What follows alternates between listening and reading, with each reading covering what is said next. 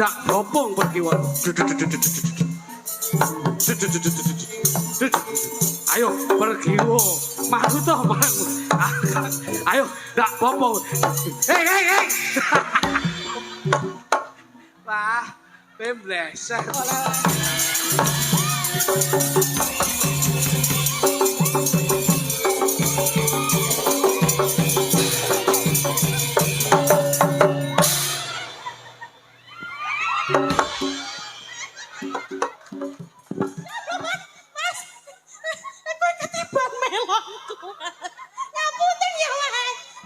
Kan ndak kena macam-macam mergo niki di wilayah saya. Leres-leresipun ngoten. Nanging saderengipun ngaturaken assalamualaikum warahmatullahi wabarakatuh. Waalaikumsalam warahmatullahi. Alhamdulillah wa syukurillah. La quwata wa la quwata illa billah. Mas Minto. Nggih. Dalu niki saged nderekaken panjenengan sampun pinten-pinten putaran dalu niki pinanggih malih. Nggih. Sowan wonten dalipun Pak Darmaji, Bu Suliani. Nggih. Ing dalu menika nglenggaken Keng Putra wonten ing Pawiwan Agung wonten ing pahargan menika andum katresnan anggenipun bebrayan insyaallah tumuju wonten ing bebrayan ingkang sakinah mawaddah warahmah tinampi ridho lan hidayah pinanggih barokah. Amin. Dongane wong melek wengi bengi iki akeh diijabah dening Gusti Allah taala. Ternyata piyai ngriki-ngriki nderek Bragung Mas nggih. Sumbragung nggih. Alhamdulillah piyayinipun leh semanak grapyak Mas Minto. Dalu niki mengeti Keng Putra anggenipun lenggah wonten ing Bale Wisma Agung. Nyuwun pangapunten Mas Minto. Nggih. Saben-saben wonten pahargyan lak mesti mantenan nek mboten mantenan bersih desa. Yen ora bersih desa sunatan, luput saka sunatan syukuran. Kula nek syukuran sunatan bersih desa kula sik gelem urun donga, urun rerembug ingkang positif. Ning dalu niki kok kula ken urun rembug pangapunten saestu. Kula nek dalu niki anggenipun Mas Heru kalian Mbak Akvina, anggenipun bebrayan pangapunten kula mboten saged tutur-tutur. Sami, jenengan kalih kula profesinya sama, statusnya sama. Dalu niki kula nggih mboten patek wani nuturi temanten. Lah niku Mas Minto. Niki dipasrahke kalau dulur mulanang Mas Piti. Nggih, kersanipun Mas kula klutuke mawon. Soalipun kula niku ajeng tutur-tutur manten wedi. Wong kula dhewe butuh dituturi to Mas. Nadalah. Dadi kula niku pasrah bongkohan kalih Mas kula sing lagi niki lebih positif pikiranipun. Ngoten. Kersanipun nggih tanggung jawabe Mas Jo Kluthuk. Wis ben Mas Jo Kluthuk mawon sing tutur-tutur kula tak meneng mawon. Padha kalih kula nggih ajeng meneng niki mengke. Ngoten lho. Wis saiki masa bodho sampean Mas. Masa bodho sampean kepiye apike Mas Heru karo Mbak Akvina iki kepiye? Ngono. Aku tak ora melu tutur-tutur, ngomongi aku wedi kok. Aku ki dina iki butuh dituturi. Ngono. Jadi gempil kamardikan, Mas Kluthuk nuturi temanten, awake dhewe gempil utawa melu kaya ngapa mirengke tuture. Sampeyan tak hormati sebagai wong sepuh. Disesep supaya ben sapuh kepiye pikirane sampeyan. Saya pancen ya, merasa nuturi mergo keluargamu dhewe ya sik. Ora kok murat-marit jer aku bocah enom wis sepuh saka pantene kok. Tapi awakmu ki termasuk introspeksi. Nggih. Bener lah. Wong iki kudu sadar diri kepiye anggone. Iso nuturi wong ning harus introspeksi diri sendiri. Mawas diri. Iso ngajari ning kudu iso nglakoni. Apik. Wong awakmu nuturi manten kan ya ora mungkin. Nggih. Wong awakmu dhewe ya sik gejolak rumah tangga sik murat-marit. Ya butuh sampean sing ning ya sok nulari. Bener. Sing langsung nuturi neng buri. Loh, lah ngapa to Mas? Kok ngarep buri ya padha wae. Ya setidaknya itu harus jelas ngono lho. Yang di depan. Iya. Sing gak iso nuturi neng buri. Oke. Bener. Jadi penting. Masalah ini kula niku kalih panjenengan ngeten senenge. Saling menutupi dan melengkapi, Mas. Betul. Mboten kok congol-cumongol mboten. Dadi kula nek ora iso tutur-tutur nggih Mas kula sing nuturi. Panjenengan pun pasrah nggih Mas. Mergo rumangsa ngrumangsani enek sing luwih pinter, enek sing luwih sukses, enek sing luwih ngerti. Saestu Pak, saestu. Mula nggih monggo Mas Jo Kluthuk. Lho, kuwi nyapa ning ngarepe? Lho, iso nuturi manten apa ora? Mboten saged. Ora iso kok ning ngarep iki. Lah kudune Neng buri. Lah yo ngono lho, wong yo aku ki aji. Yo ngono. Neng buri ning ngarep. Sik toh. Lah sampean kok yo melu mubeng buri ngopo? Keluargaku ya murat-marit. Kowe iki yo sembrono kok iso. Pak Darmaji menika piyambakipun. Pak Darmaji menika. Niki lho Pak Darmaji. Ono kalih Bu Sulan. Kalih Bu. Ayo. Sulaini. Bu Sulaimi. Piyayine iki merantau, Mas. Nggih, Pak Darmaji teng Malaysia.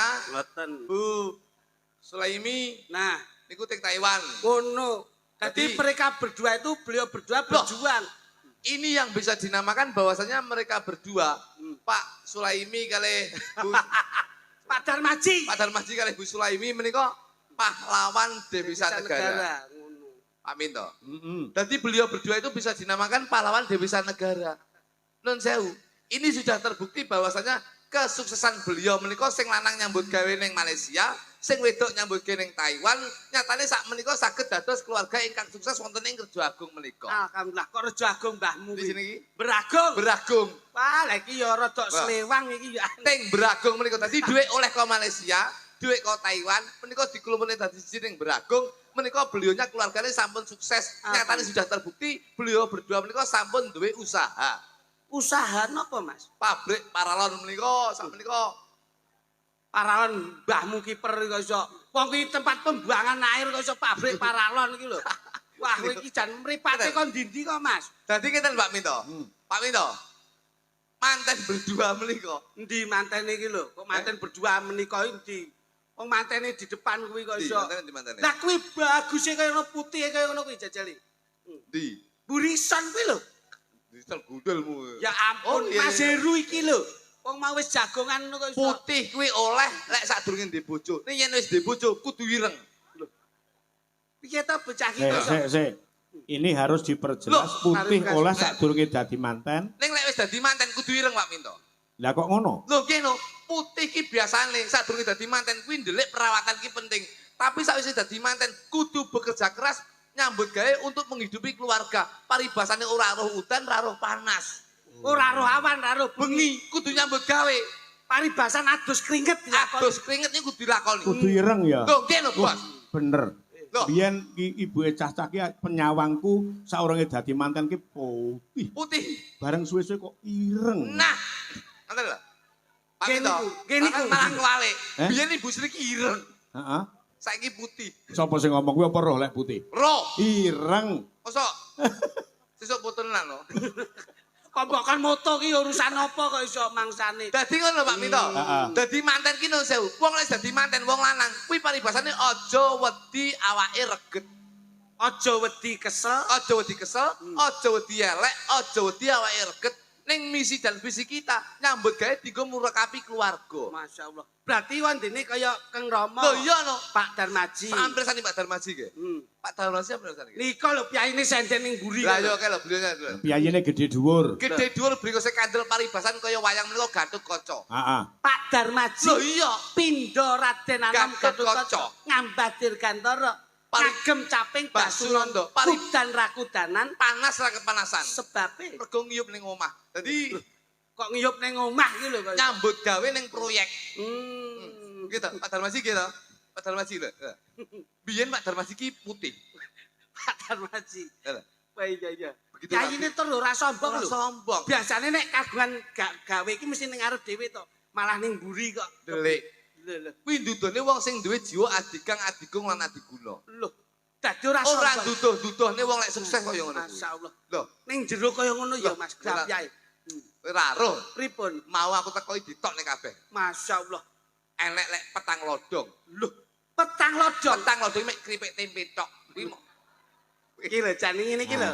Kowe iki kudune lak yo melu bangga wong yo apa-apa enek kok iso. Enek apa yo. Wis ning ngarep. Sing ngalam petang lodong. Heeh.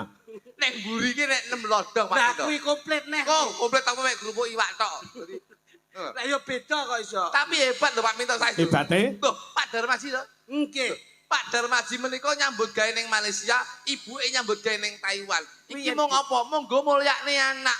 Mulane ada kata-kata wong tua mesti mulyakne anak, ning ngurung mesti anak ki iso mulyakne wong tua. Wong tua siji iso ngopeni anak 5. Ning ngurung mesti anak 5 iso ngopeni wong tua siji. Lah kuwi lho sing kudu digocek. Lho, iki penting lho kata-kata iki penting. Wong tua iso iso mulyakne anak, ning urung mesti iso mulyakne wong tua. Sapa sing ngomong? Sing ngomong sapa? Kula. Kata-kata bijak lho Mas. Lho. anak ki iso mulyakne wong tuwa lho. Kok saged? Proses pembuatan anak kuwi wis mulyake wong tuwa lho. Proses. Ayo. Oh iya. Penak lan mboten penak niku gumantung atinipun, Nah, Pak. kuwi ning awake dhewe-dhewe. Tegese menika kula ngendikan matur ingkang kados mekaten menika. Ngendikan ya matur. Matur. Contohmu mbok wis ngomong ngono wae. Iki jelas lho. Rungokno. Sok jenenge anake jenenge apa? Mas Heru. Ru. Heru. Gedhi kono kowe kok tonyo ndasmu bar kowe. Gedhi oleh tapi pengalaman dalam hidup berumah tangga ki oleh sampai aku. Lah Mas Heru ki jam terbange kok ngendi-ngendi kok. Jam terbang ini apane lho? Lah sampean Jam dinding aku 6 aku ning. jam terbang ki pengalaman ki lho. Sampan kudu iso mulyakne wong tuwa. Mula Pak Darmaji Bu Suliani. Kuwi kudu mbok mulyakne. Putrane Pak Darmaji sapa? Nggih, Mas Heru. Mulyakne wong tuamu. Apa meneh mulyakne wong tuamu wedok. Insyaallah kuwi iso membina rumah tangga sing sakinah mawaddah barokah. Nah, Kuwi iki lho, lho. Mas, kuwi lho, Ki Mas. mesti ngerti merga paugrane kesuksesane anak ki gumantung ning wong tuwa Wong tuwa wadon. wadon. Mula yen kepengin sukses angger nyambut gawe lak mesti ridone wong tua, Pak. Iya. Nggih to? Iya. Mesti dilangkai. Mas Kluthuk niku angger budal nyambut gawe. Aku jemene kok dilangkai.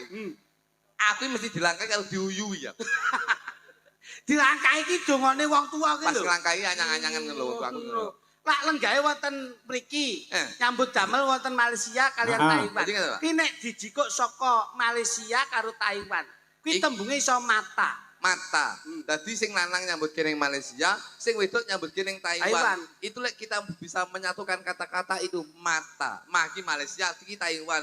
Jadi saya bisa menghimbau nuturi teman-teman lanang karo wedok, mata ki cinta itu dari pandangan pertama dari mata, akhirnya timbul di hati dan nanti akan membina rumah tangga sehidup semati. Masya Allah. Loh, iki wis pitutur lho Pak Minto. Iya. Dadi wong wedok karo wong lanang, bapak karo ibu iki nyambut ning Malaysia karo ning Taiwan, kuwi saka mata mlebu ning ati, akhirnya bisa membina rumah tangga sehidup semati. Dadi rumah tanggamu Ru, iki kudu sehidup semati. Lah, kondene metu siji, Metu bareng, maem siji, mangan bareng, dolan siji, dolan bareng, turu siji, turu bareng. adus siji. Dewe-dewe. Lho kok ora bareng? Kula adus bareng ya kongseng jenenge cilik, watak delok cilik mau jenenge. Cilik. Oh, iya. Dadi penting Pak Minto ngoten niku. Tane, Loh, ta itu apa? ta ki wis tegese tanggung jawab. Tanggung jawabe wong lanang apa, tanggung jawabe wong wedok apa. Wong lanang nyambut gawe, wong wedok mempersiapkan apa yang menjadi kebutuhannya wong lanang. Heru nyambut gawe.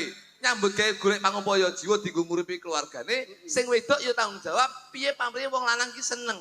Wong wedok Mbak Afina. Mbak sapa? Mbak Afina. Mbak Adwina, Nggih. bojomu ndi to, Lu? Lah kene sandinge kek to. Kok tuwek mana bojone, Bu? Mripatmu kae. Wi bae, utuk bae wis gedeng ngene ya. Lah kowe yo teko aku. Lah kowe dadak ngeruh nyambut adine kuwi. Lah wong sing sandinge make kok iso mbok dudek. Jadi mengingat seorang laki sebagai saka guruning keluarga, Nggih. mula lek nyambut gawe duwe kaya kudu byuk ketubyuk Byuk, diwehne Pak. sing wedok. Nggih. Nah, iki. Contohi kaya kula Pak Minto. Heeh. Dadi kula niku nuwun sewu, bojomu ndi, Ru? Bojomu ndi? Bojone turu persiapan Salah. engko bengi iki arena dan juara ya kok iso. Arep dadi juara api mburi jenang tok ya. Oh no, yo. Ngene, Ru. Kel, Herul. Wong wedok ki kuncine siji ben bahagia. Piye, Mas? Kudu mbok blonjo apa sing dadi kepingane wong wedok kudu mbok tutne. Loh, dadi wong wedok pengen apa-apa Tutne, turuti. turuti. Ya nek kemampuan iki cukup gitu, Mas. Lah nek kaya Mas Minto bengi mayang ngene iki, buke nyuwun apa-apa iso ngudaneni. Lah nek terus kemampuane nyambut gawe beda pripun? Sesuai dengan kemampuan awake dhewe Pak Minto. Heeh. Wis wong wedok ki senenge apa? Turuti. Mbuh piye carane golek utangan los. Nuruti wong wedok. Lho, kene Pak Minto. Lek wong wedok kena nggih daringan patut untuk dituruti. Ngono lho, Mas. Loh. Terus Lek wong wedok mung mburu senenge dhewe ora mikir keluargane piye coba. Gaya hidup lho, sing dituntut. lek ra gelem nurut wong wedok nuruti karepe dhewe. Pegat. Kowe aja angger pegat-pegat terus lho kowe. Loh, los iki. Kowe las-los bojomu ya mbok losne. Nyatane kowe dhewe ya mumet to ya an. Loh, Nyetir wong wedok kuwi angel. wong wedok ki keras kepala. Wah, apa es batu lho? Loh, Sik. Sing ngomong lek wong wedok keras kepala sapa? Niki Sing keras kepala ki wong lanang. wong wedok Pak Minto. Wong lanang. Kok saged? Teko wong wedok-wedok lek wong lanang ate ndak keras kepala nesu apa ora jajal? Pak Minto kuwi kepalane siji. Pak Minto. Iki kepala liyane Pak Minto. Iki jane bukune kok ngendi to? Aku nganti gak cetok aku. Hei, Pak Minto iki duduk kuwi. Ayo terus coba. Wong wedok ki di nun sewu, wis dikodratne keras kepala. Tapi mek kepalane tok, liyane empuk. Kowe aja pilih-pilih lho. Wis to. Kabeh ki ya ana sing keras ana sing empuk. Tegese keras kepala ki pemikirane sok lho wong wedok ki nun sewu. Ki kodrate ya. Siji gampang emosi, loro cemburu ki tinggi, sing keloro apa sing didadi karepe kudu dituruti ki wong wedok. Tambah sitok. Tapi atine ki empuk, tegese gampang nangis. Lah kuwi. Tangane ya empuk, gampang nyambut gawe. Alhamdulillah. Lah, terus liyane ki ya Justru sing nangis ki malah sing atos. Pak Minto iku kono nyapet to Pak Minto. Sampai ndak ngerti apa sebabnya kok nangis ki mergo atos. Lah ya. Mergo nangis ki duwe gegayuhan di kekarepan. Kudu Ki lek dipinangan. ngerayu karo wong lanang terus kanggo cara nangis. Wong lanang ben nyoh sakmene, nyoh semene. Piye to, Pak? Pak Minto. Hah? Iki ilmu kula. Wis to. Iki lho, rungokno kodhok kaya ngene. Kodhok ya. Kodhok ki ramene kaya ngene. Iki aja mbok delok kodhoke, Didelok piye, Mas? didelok sasmitone. Tapi aja entuk ngorek lho. Lho nyapa? Nek ngorek kobong iku. Apa ndasmu iki? Ngono. Wong ki. Kene. Dadi nun sewu Pak Minto. Heeh. Dadi Heru karo Mbak Vina iki kudu nyenengke wong tuane. Aja duwe jiwa idealisme, tegese nyenengne keluargane awake dhewe, ning ya kudu duwe prinsip nyenengne wong tuane lan nyenengne maratuwane. Lah nyenengne iki karo materi. Lho ya ora no. Ru. Heru. Lho. 15 tahun aku rabi ki ra tau kok seneng karo wong wedok liyane. Masyaallah, pinter imanmu kuat, takwamu yo gede. Lho, kok takwamu gede aku dipantau terus kok aku wis. Yo dipantau ora ki ndelok ngono lho. Kunci keluarga ben harmonis Pak Minto. Heeh. Lho, Delok sik iki situasine. kuncine sisi Ru. Heru. Sisi dron. Pokoke awakmu ki aja omong-omongan karo bojomu. Lho. Piye to kowe iki? Sik. Kunci keharmonisan keluarga Aja omongan karo wong wedok. lek dianggap satu. Loh, satu lah masalah. Yang penting untuk menuju rumah tangga yang harmonis. Di kalangan masyarakat terus ndak oleh ngomong karo bojo, terus nganggo sasmita piye lek jelas diarani wong padu. Ndak rukun. Yayi sakmene mbane iki duwe bojo kuwi nun sewu lho. Wong mantu ki goleke teman turu anake lho. Mas Heru maune ijen, njur saiki kagungan garwa ki karepe ben enek kanca komunikasi. Golek omong-omongan, ki wong wedok sekolah dijak omongan, mesti ngundat-ngundat perkara liyane. Wah, kuwi ngawur kowe nek Mas Heru mboten e. Sik ben dijelentrehke kok kudu ndak omong-omongan neng-nengan ki piye? Kula mbiyen iki membina rumah tangga ki 2 tahun, ki kerep omong-omongan, ki malah kerep geger. Loh, tapi setelah aku goleki apa terus menjadi kunci gegerku karo bojoku, ternyata komunikasi. Omong-omongan. Tapi setelah aku ra omong-omongan, iki malah harmonis sampai saiki. Aman. Malah Oh iya, aman, Pak Minto. pancen sing apik iki pancen yo meneng-menengan. Oh iya, terus. Dadi lek enek apa-apa kuwi gawe metode yang lainnya. bahasa. Contone, Contone, dalam apa-apa ya digambar. Heru iki mau pengen apa-apa iki? Gambar Sing gambar sapa? sing lanang. Sing lanang apa sing Sing lanang lho. Lho. Pomo Heru pengen lunga, metu. Metu lho ya biasa no, gambar kunci. Lho. Berarti Mas Heru arepe lunga njaluk kunci sepeda motor. Mbak Pina ngerti? Ngerti no? Lho. Bojoku mbiyen ya ngono ngerti. Ya mbok gambar. Tak gambar ngono. Masyaallah. Pamane Mas Heru nyuwun pamane. Makan yo gambar piring karo sendok. Mbak Pina ngerti. Langsung bojoku paham yen aku ki njaluk mangan. Lho. Njaluk Mimi. Mimi tak gambar gelas. Lho. Ngerti ngono. Paham lho bojoku. Njaluk wedang susu no. Wis tak gambar gelas terus kene andinge bunder nik ngono. Ya apa kok bunter-bunter nih. Nyapa juga tak cari susu. Sik. Terus umpama sampean arep njaluk adus piye? Adus tak gambar siduk Pak Minto. Mesti bojoku langsung sprundul juga anduk. Oh. Ngoten niku kula. Nek kangen hubungan. Nah, Terus pengen kumpul ngene iki, malam pertama kowe mbiyen piye jae? lek pengen mangan, kuwi tak gambar piring karo sendok. Ngerti ya? Paham bojoku. Lah nek Mimi. Gelas. Lah nek terus kangen pengen Terus, kumpul. Wis tak adus ya. Kuwi tak gambar siduk, aku mesti arepe adus. Oh. Bojoku paham. Malam Jumat ngene iki. Ya. Sunah Rasul ibadah. Lah, ngene iki nek arepe nyambut gawe ya. Heeh. Aku mesti tak gambar kucing bojoku mesti nyepakne mobil aku. Lho. Ngono. Paham ya? Paham to. Sing tak takokke ora kuwi lho. Apa? Nek kepengin hubungan suami istri kuwi lho. Lehmu gambar piye? Apa kuwi? Lho. Kok Sik teko aku aku ndak lho. ngerti pitakone adimu iki. Pak Minto. Lek arep lanang wedok ngono lho. Nah, ngono lho. Lah, kuwi to, cis. Cis ki apa kok iso? Cis tipis-tipis. Maksudnya kuwi ya hubungan ngono kuwi. Iki tak gambar. Lah kabeh mbok gambar kok. Iki tak gambar. Piye, Mas? Tak gambar kurungan terus lawangnya buka. Lho, ngono Pak Minto. Sik kok ora padha karo nek makmu karo lek ngombe. Lho ya beda no njaluke kuwi yo. Dadi tak gambar kurungan karo lawangnya buka. Lah nyapa kok ming hubungan lawange buka karo kurungan. Kuwi berarti manuke wayahe mlebu. Ngono lho. Dadi Sasmita. Lek bojomu ora tanggap. terus Lah coba lek bojomu ndak ngerti. ora tanggap. Ora tanggap. Kuwi tak gawe gerak tubuh. Loh. Gerak tubuh piye? Loh, nggih dengan gerak tubuh lho Pak Minto. Terus contone njajal piye? Jaluk apa? Ya arep turu awor kuwi mau. Turu awor ya aku lek mangan ngene to. Nggih. Lek ngombe ngene. Nggih. Lek jaluk turu awor wis biasa. Piye, Mas? Jalukku mesti mek ngono. Wah, bojomu marah. Moro. Terus akhirnya kodemu Kodeku mek ngene. Apa wi? Pak Minto nyapa to. Oh, anu, olahraga. olahraga. Nah, olahraga ini nyapa to Pak Minto. Lah ngene Ngene lho, Pak Minto. Senam to, senam. Oh, ngedukne meteran. Lah alah, kok meteran iki? Mosok meteran dulu ning kene. Bar diukur, Ngene lho, ngene. wah cepot celana. Nah, ya kuwi lho, cepot katok. Iya, Tanggap. Ini kan ngitik nih, kok jelas nih nyapa tuh jadi ya. Wong jenenge nuturi iki ya nuturi sing apik. Iya, mantu. Ora kok nuturi ning sasmita sing ora pas. Guyon. Wong Mas Heru iki piyayine meneng ngono kae lho. Meneng. Meneng Heru glendem gitu ya. Loh. Kok glendem piye to? Tegese glendem ki beliaunya Heru ki glendem untuk membina rumah tangga. Wong piyayine nyeneke meneng anteng.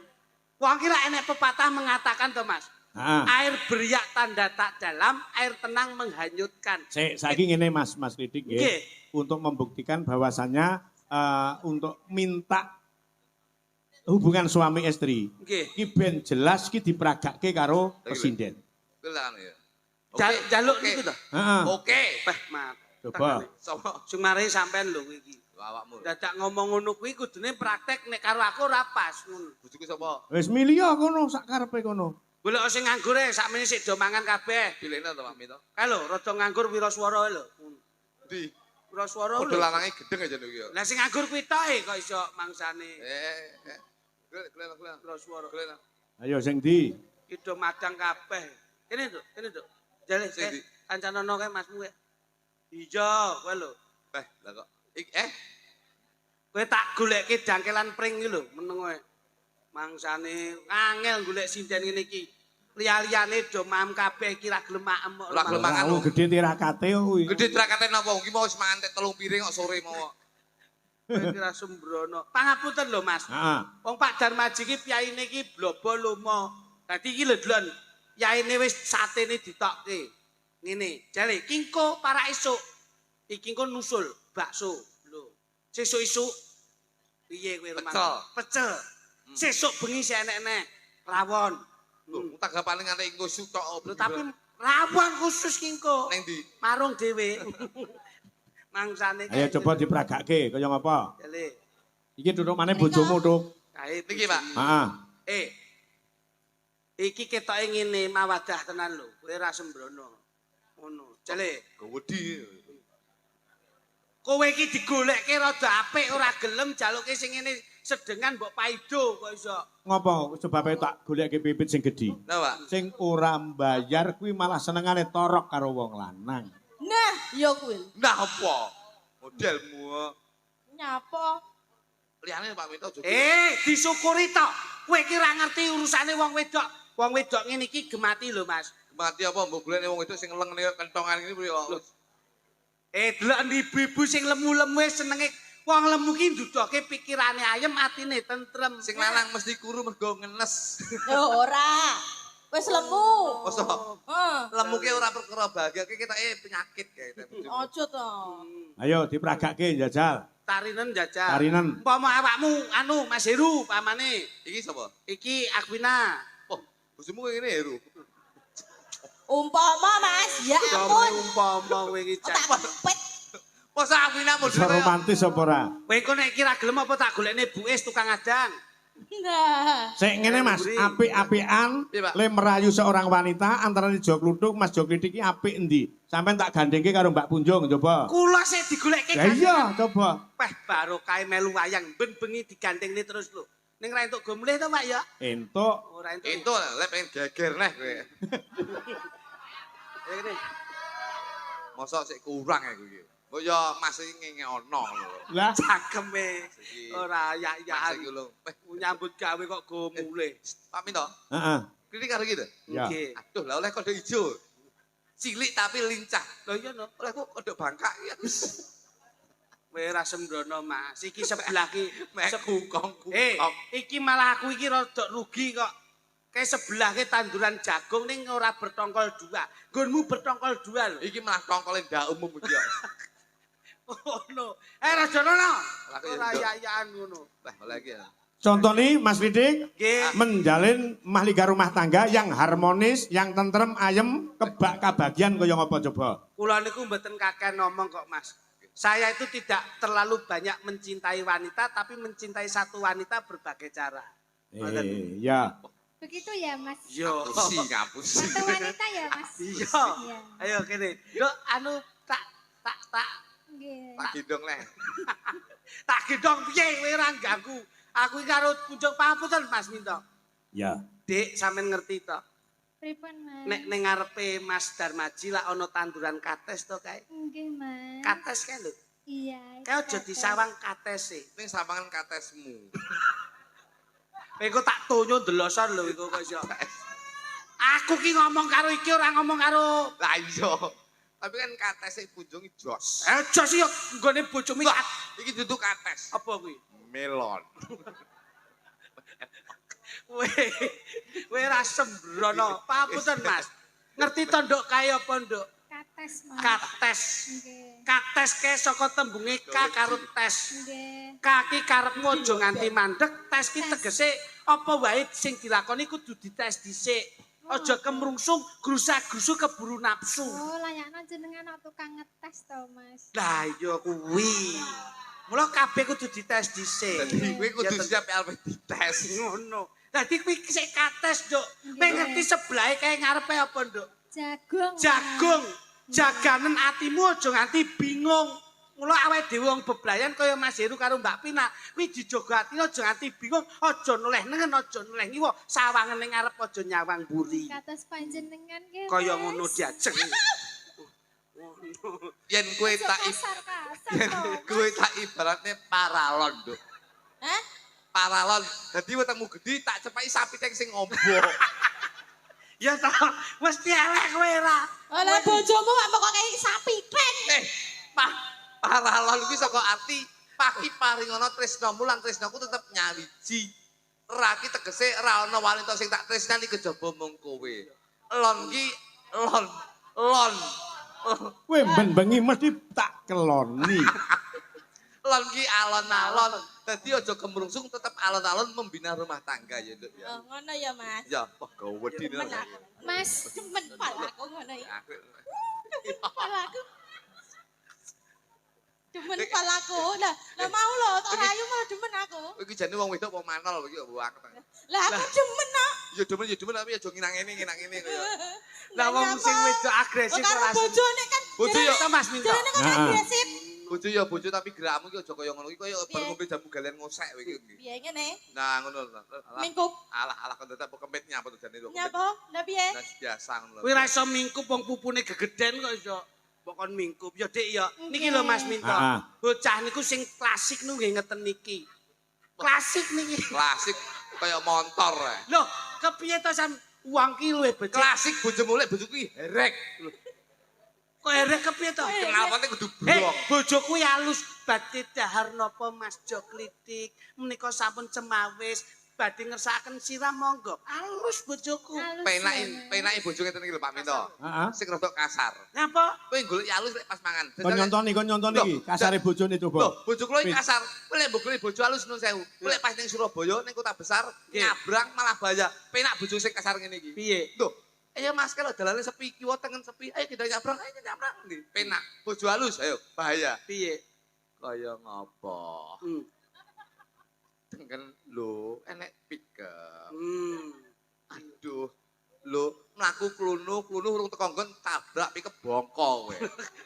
Ya ta, nek lak seneng karo dulur ngeten iki. Iya, Pak. Lho nek sok lairne Nyawa?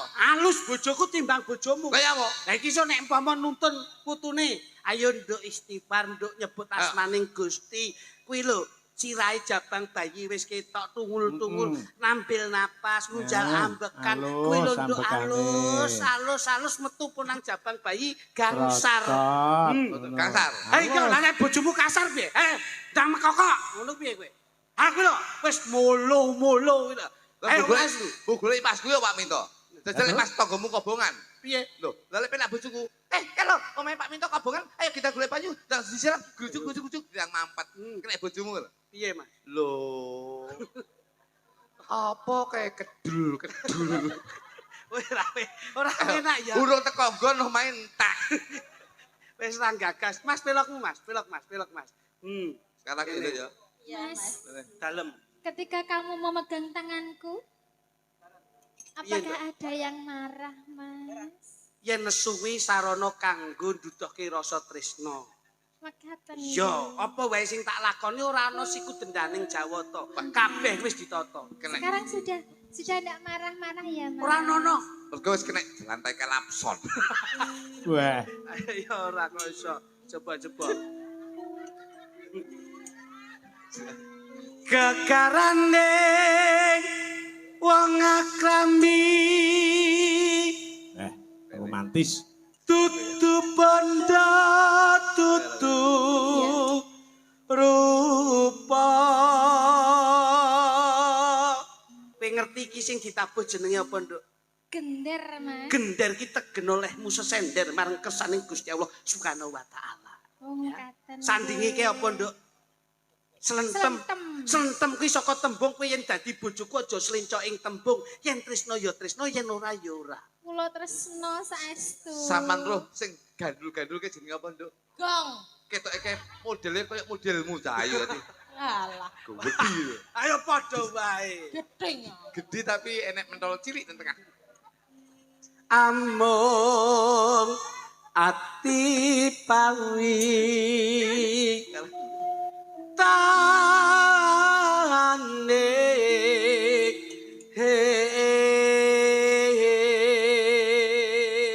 Wah, romantis.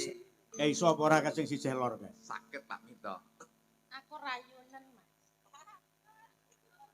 Sayang. Iya, sayang. Bibit, Iya. apa bedamu sampean karo salon dah? Enggak aruh, Mas. Apa? Kita enek beda nih. Nyampur aja genset. Mengecewakan. Enggak kok mengecewakan. Kon dulang bit ben ketok sayang bit. dagelane nek klambine kaya Dulangan, Bit, dulangan, Bit. ngono kuwi. Ngono. Sing didulangi apa serane apa-apa entek kabeh Pak Minto. Ya kuwi. Nah, Tak buktikan dulang ya, Mas ya. lek memang sampean iki harmonis dalam keluarga. Ojo kalah karo keluargane Jo Klidik. Nah, nggih Pak Minto. Tak dulang ya, Mas. Iya. Aku suwi enelek 6 tahun rambut dulang, Nduk. Dek ngenali mbok dulang malah. Didik cahayu. Masuk mangan tenan iki. Alah. Apa kuwi ora gizi ora vitamin blas. Lah wong didulang turane wong. Ditulang turane sindah-sindah. Didulang turane wong lekmu seneng. Loh, ya Allah. Ngono mbok pamene. Nyepres, Mas. Nyepres. Aja mbok buak, biasane tisune kuwi mambu sithik ya dipangan lho. Ngono. Ya, kowe Napa? lombok tok. Lah wong setiae ngono kuwi. Ngombe ya, Mas. Aja kaget. Ngombe ya, Mas. Mimi. Mimi. Mimi, anu aja kuwi to, Pit nyapa. Sing ndi? Lah langsung nang ngene kemasane kuwi. Mimi ya, Mas. Alon-alon ya, Mas. Nek Mimi ya, Mas ya. Nyapa to sing iki. Lah sing ndi? Kuwi lho. Engko sing kuwi engko. Mimik sik. Jan setia tenan nih bojone. Bojone setia tenan. Setia. Bojone setia. Iki mimi plus masuk angin. Ya. Setia lho. Ayo, benar Pit, sik ngelak Pit. Sik ngelak. Ta sik ngelak. Sik ngelak. Ya sik tak bukane, Mas. Bojone setia. Aku ning ya sok ora ngono kuwi mbok cawiske ning mejane penak.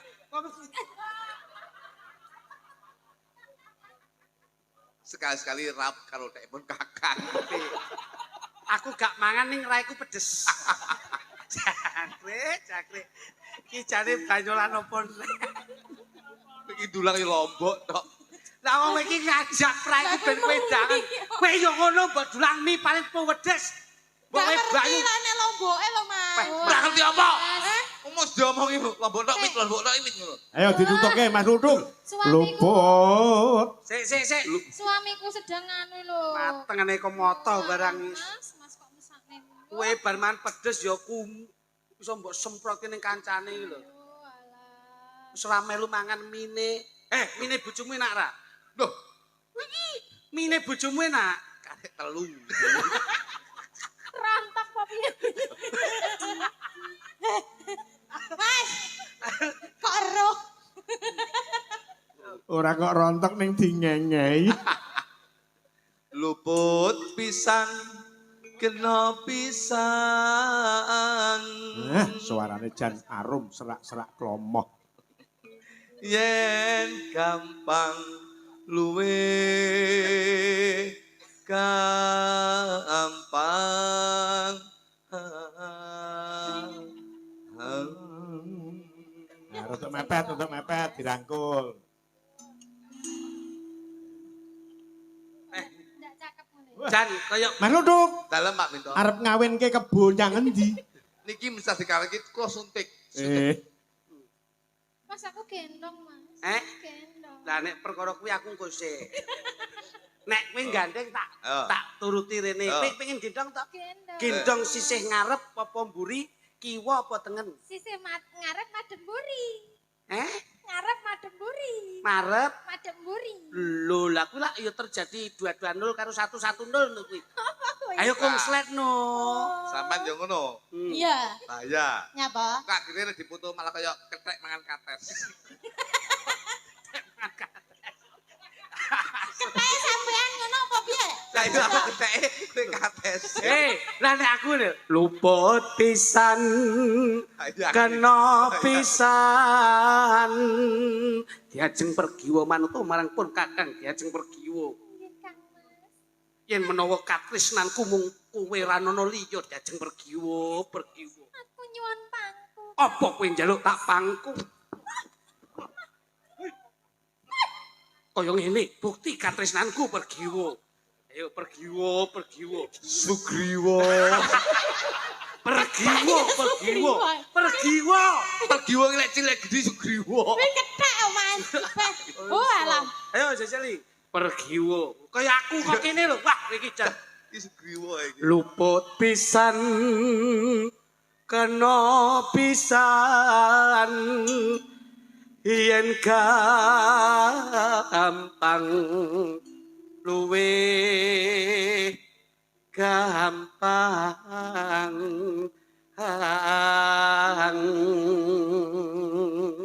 diajeng garwanipun kakang diajeng Njing, Kang Mas. kowe nyuwun apa bakal tak udaneni waton ora nyuwun mudune lintang rembulan ya diajeng Kula nyuwun gendong, Kang. kowe njaluk gendong meneh kowe njaluk gendong meneh tak tung kowe njaluk tak gendong diajeng beluk ayo tak gendong tak irit tak boyong ana ing kadhewan diajeng wis awas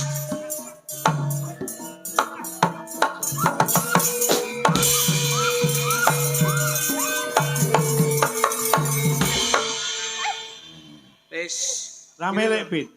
ngono Ya. sampak langsung dijak Jane ngono melek tapi musuhe kethek niki napa saged? Pergiwa. hei suarane gedhi pergiwo garwanipun kakang pergiwo Pergiwa.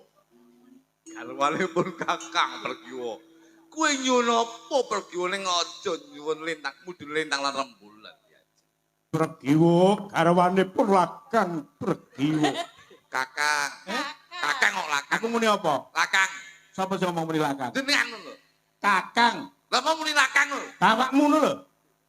Sampean mau lho. Aku muni apa? Lakang. Lah iya. Lah iya. Heeh. Kok lah iya. Baleni.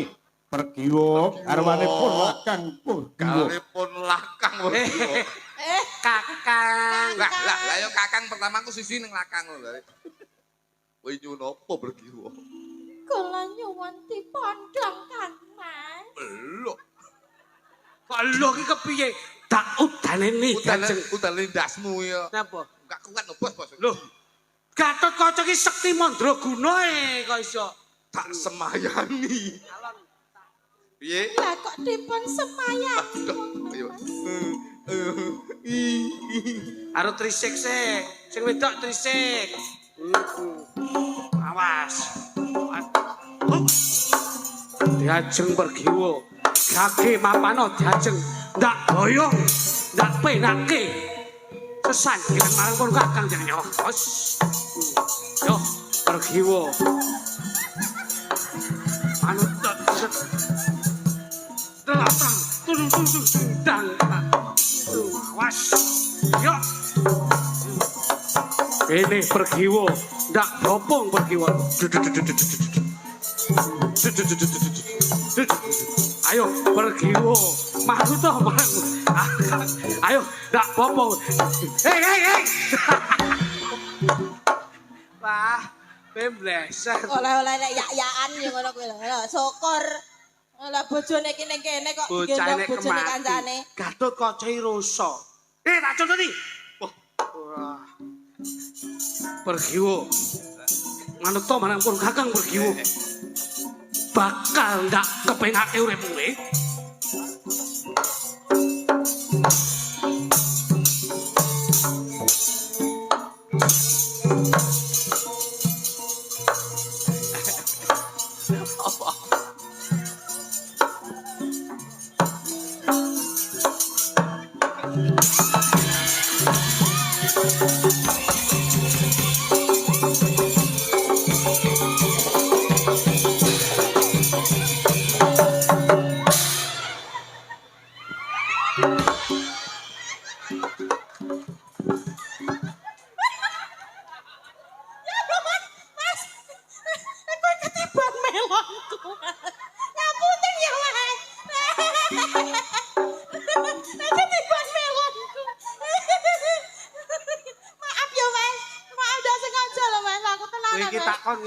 Piye? Lagi iki lho. Ngapa? Gatot Kaca dimi lagi. Takone lagi. Malah mbok junjung ra karo-karo. Begitu cebol langsung lul. Oke mapan ayo anak.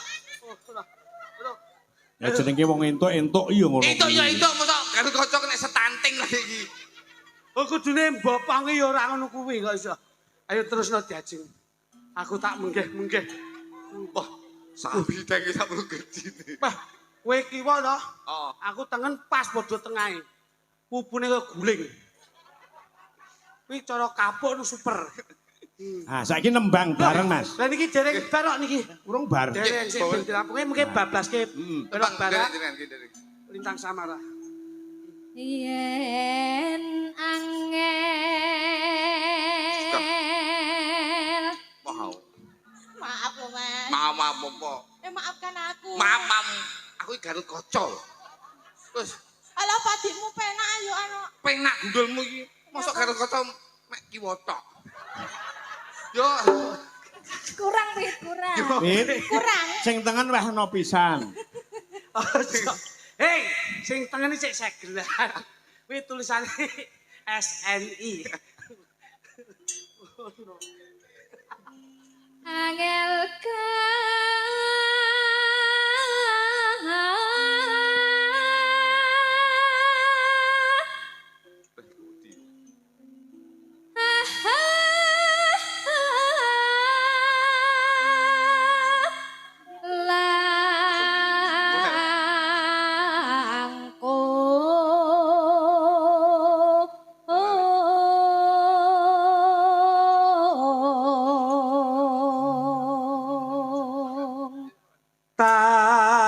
kenoti numbas harata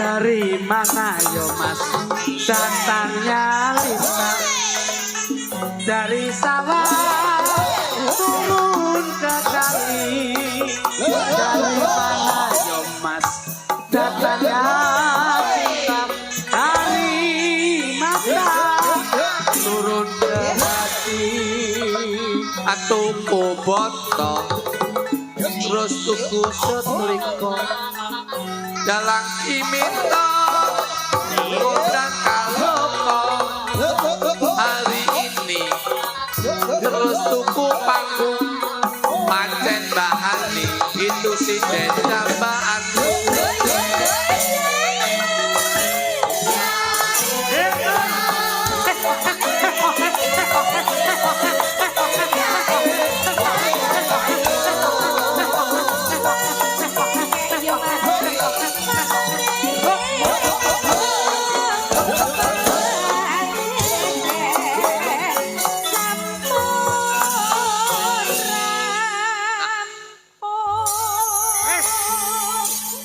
Mas Ridik, tembang menika katur penggemar berat Sekar Gadung, baik yang langsung ataupun yang dari jarak jauh. Betul. Menika wonten Bapak Samidi ingkang wonten Kawedusan Ploso Klaten Kru 35. Pak Sawiji nggih biasane rawuh nggih. Kalian Bapak Suryono Pati Jawa Tengah. Siap. Ugi Mas Juwadi Timbul ingkang wonten Rembang. Bapak Sumeh ingkang wonten Ngepoh Tanggung Gunung, Mas Isam Wagir Ponorogo. Ugi Mbah Lengger mboten nate ketinggalan. Mas Suratno Solo, Mas Suratno Noglok niki nggih ben dalu mirsani. Dan juga diinformasikan Mas Minto, masyarakat Tulungagung jangan sampai ketinggalan. Ya. Tanggal 20 November nanti akan digelar wayang kulit spektakuler wonten Pendopo Agung Tulungagung dengan 3 dalang ternama dari Tulungagung. 1 menika Mas Minto Darsono, kedua Mas Eko Prisdianto, yang ketiga Mas Sun Gondrong saking Mirigamba. Langsung 3 layar. 3 layar, 3 dengan dalang. bintang tamu. Wonten Mas Klitik Luduk, wonten Mas Percil, JS, wonten. Kalian benjing dalu Mas. Niken Salindri. Wah, Niken Salindri. Tanggal 20 November di Pendopo Agung Tulungagung. Nggih, kolaborasi. Siap. Kalian benjing dalu tanggal 7 menika hari wayang sedunia.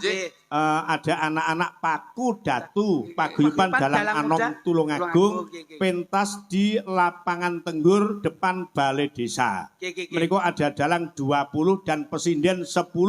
Adapun bintang tamu Mas Dujo, Mas Jo Klidik. Nah, iki awin saking kula panjenengan peduli dengan hari wayang sedunia, benjing derek berpartisipasi nyengkuyung datang dalang Anom Tulungagung. Nggih, Pancen berpartisipasi. Berpartisipasi nggih. Sakniki awake dhewe niku kadang sok kesel, Mas. Nggih. Ngomong niku kadang iso bleset. Iya. Tasih wonten Mas Didik, menika saking Pak Cak Parnopati, Mas Alex Sumberagung, Pak Muidi, Pagu, Pare Kediri, Bunda Depok, ugi Bu Pakis Rejo. Nggih, nggih. Weh, Loh, rawuh iki. Bulurah. Bu Pakis Rejo, bulurah. rawuh. Rawuh, nggih. Ugi Mas Ferry saking Kediri, Dudomu Wonogiri, Bapak Kajati ingkang wonten Pakis Rejo. Pakis Rejo niku leh seneng wayang kulit lakon hebat. Ngantek senenge karo wayang. Pasuruan melu. Ning kono Mojokerto ya teko, Surabaya niki ya teko. Surabaya ya teko. Saking tresnani Bulurah Pakis Rejo iki karo wayang lho. Ngantek Rabi Dalang. Ora rabi dalan kok sapa meneh. Anu Pak Minto niki salam kula kanggo dulur kula sing Norwegia tapi cinta terhadap budaya. Iki ana Mr. Rone karo Yaladin. Yaladin dasmu. Mr. Yarle. Jalal Waton. Boten. Yarle karo Rune karo Miss Jamie. Niku wong ing mriko. Norwegia tapi seneng ningali jenengan Pak Minto. Jane ajeng ditanggap teng Norwegia ning gandeng jenengan kalih sindene ra iso basa Norwegia ra sida. Nggih. Kali tanggal 8 jeng ben wonten tetep hari jadi Kabupaten Tulungagung pentas di Bandung Pasar. Bandung. Bintangipun Kula kalih Mas. Wah nggih. Mosok pegawai dhewe. Ora ngaos ora. Niku sarengan Gondo Suli nggih wayang kulit Mas Cahyo Kuntadi panjenengan lenggah wonten Bandung campur. Nggih. Bintang tamu Bandung Cak Cemple kalian Mbak Lucy Brahman. Alhamdulillah nggih. Ya, dirajengake tembangnya. Siap Bos, siap. Kula nyuwun gungan panjenengan. Lagu sing meriah tur pesindene mensupport sebagai penari latar. Siap. Anu Pak, ngeten niki lak kula kado untuk Pak Darmaji. Ya. Sinden panjenengan ingkang nembang, Mas Jo ingkang nyepeng drum, lajeng saya pinjam wonten gitar. Nah, pesindenipun ingkang nembang loro apa telu? 5. Oh, 5. Nggih no. Ya, coba kaya ngapa? Ki kolaborasi antaripun Sekar Gadung kalian Dujo. Jadi semuanya tampil, Pak. Ya. Kula tampil, sinden tampil, musisi tampil, semua sinergi. Tur mayang ning mae dhewe arep crita apa nguyahi segara. Sing penting seneng-seneng. Nggih, saestu, Pak. Ya. Iki mengke nganti jam tengah 2. Ngoten. Anu Mas Luduk siap-siap dulu. Ini aku tak ngambil kanca-kanca. Ya, pesindane papat ngadeg tembangnya apa, Mas? Tembangipun damel selendang biru, Pak. Wah, selendang. Selendang biru. Nah itu. Tak kaget aku, tak pikir kok kedap tresma aku nyawang selendang biru. Tak pikir lek kuwi. Ya, Dok, ngadeg kok. Presiden papat.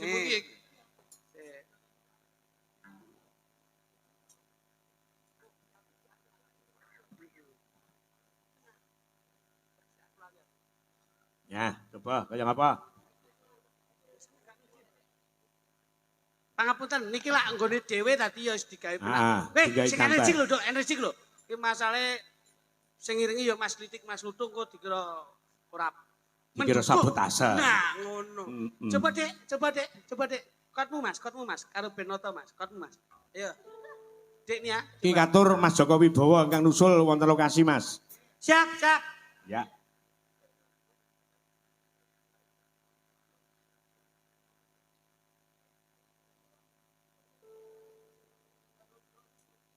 Yalah, wis sing nang ngendi-ngendi iki pokoke bek kene iki. Iki pun aman iki, jos. Iki lho, Mas El. Coba dramu dulu, Mas. Wah. Alo to, Bos. Ngarep nek kanca-kanca kok iso. Iki saking iki apa jenenge kaya ngene apa Mas Lidik niki? Lu kepek. Anak walang, Pak, walang. Kepek iki rada gedhi lek cilik udah kepek iki. Walang, Pak, itu walang. Walang iki. Iki tondo, iki lek 2026 iki larise kaya ngene iki. Amin. Maksudnya laris ki ning kono kepek tok.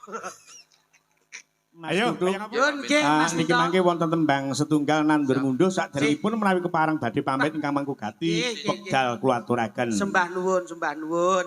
Mboten kathah nggenipun kula aturaken kagem panjenenganipun Bapak Darmaji Sarimpit Ibu lan rumambah keng putra Mas Heru kalian Mbak Akvina ing samangke anggenipun jurung dedonga mugi-mugi panjenenganipun kekalih Mas Heru kalian Mbak Vina pikantuk ridho lan hidayah saking Gusti Allah Subhanahu wa taala.